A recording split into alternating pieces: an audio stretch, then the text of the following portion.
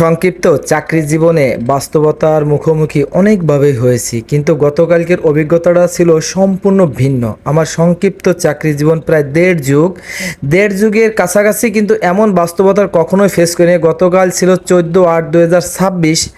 এই তারিখে সাগর যে একটা ভয়ঙ্কর পরিস্থিতি দেখলাম এবং নিজেও তা ফেস করলাম।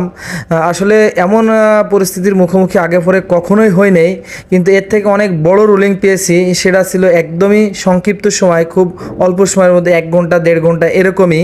কিন্তু গতকালকের অভিজ্ঞতাটা ছিল সম্পূর্ণ ভিন্ন। গতকাল জোয়ারেও পানি ছিল সাগরের সবচেয়ে বেশি, যেমন 7.96, অর্থাৎ 7.5 মিটারের উপরে ছিল পানি। তা সেই জায়গার থেকে প্রত্যেকটা জাহাজ আমরা যারা বিশেষ করে চট্টগ্রাম লাইনে চাকরি করি বা যাতায়াত করি, তারা একদমই সংক্ষিপ্ত আকারে বুঝতে পারবে যে জাহাজগুলো গতকাল চট্টগ্রাম থেকে দেশের বিভিন্ন প্রান্তের উদ্দেশ্যে সেলিং করে যাচ্ছিল।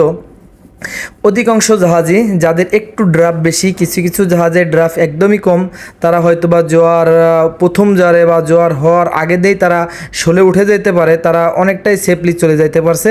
কিন্তু একটু বেশি ড্রাফট, মিনিমাম 4 মিটার বা তার প্লাস যাদের এরকম ড্রাফট, তাদের বাস্তবতা মানে চরম এক পরিস্থিতির মুখে দিয়ে কিন্তু গতকাল যেতে হয়েছে বা আসতে হয়েছে। এটা হচ্ছে লগেন উসমান ডুবার বয়াত থেকে, অর্থাৎ বেলা 9টার থেকে, সকাল 9টার থেকে 1:30টা পর্যন্ত এতটাই খারাপ পরিস্থিতি ছিল। মিনিমাম প্রত্যেকটা জাহাজ 7 ফিট 8 ফিট পর্যন্ত উঁচু করে করে একটা মনে আছে ধরে আষাঢ় দিচ্ছে বা পাছাড় দিচ্ছে, যেভাবে আমরা বুঝি, আমাদের ভাষায় আমরা ধরি আষাঢ়ি দিচ্ছে, এরকম পরিস্থিতি। কিন্তু উল্লেখযোগ্য ক্যামেরায় ওইভাবে বোঝা যাচ্ছে না, কিন্তু বাস্তবতার সাথে অনেক অনেক কঠিন আকারে এক যুদ্ধ করা লাগছে। আসলে আমার জাহাজেও সেম পরিস্থিতি হয়েছে, আমরা কেউই। এবং গতকাল আরেকটা জিনিস জানিয়ে রাখি, কোনো জাহাজে আমার মনে হয় না দুপুরের খাবার সঠিক সময় খেতে পারছে, কারণ বাবুর্চি কোনোভাবেই, অর্থাৎ একটা মানুষ দাঁড়িয়ে থাকাই সম্ভব হচ্ছে না কোনো কিছু ধরে, সেই জায়গায় রান্না তো কোনো প্রশ্নই আসে না। গতকাল যে জাহাজগুলো চট্টগ্রাম থেকে সেলিং করে আসছে, কোনো একটা জাহাজে সুন্দর মতো, অর্থাৎ দুপুরের টাইম অনুযায়ী খাইতে পারে না। এটা 100-র মধ্যে 100% নিশ্চিত, এতটাই রুলিং ছিল।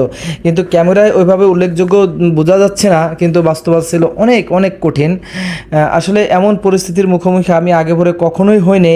সর্বোচ্চ স্পিড ছিল 2-2.5, কখনো 1 নটেরও নিচে নেমে গেছে স্পিড, এরকম পরিস্থিতি ছিল। প্রায় 5.5 ঘন্টা একটা জায়গার যদি এরকম 5.5 ঘন্টা যদি চালানো লাগে বা 5.5 ঘন্টা কন্টিনিউ রুলিং খাওয়া লাগে, তাহলে পরিস্থিতিটা কেমন হয় এটা শুধু জাহাজে যারা চাকরি করে তারাই বুঝবে। তো আমার জীবনে আমি কখনোই এরকম দৃশ্য পাইনি। আমি অনেক বড় রুলিং পেয়েছি একটার থেকে, এটাও ঠিক আছে, কিন্তু গতকালকের দৃশ্য আমি জীবনেও ভুলতে পারবো না যদি পরবর্তী এরকম আর কখনো ফেস না করি। আসলে এটাই আসলে আমাদের চাকরি জীবন, আমাদের বাস্তবতা কেউ বুঝে না।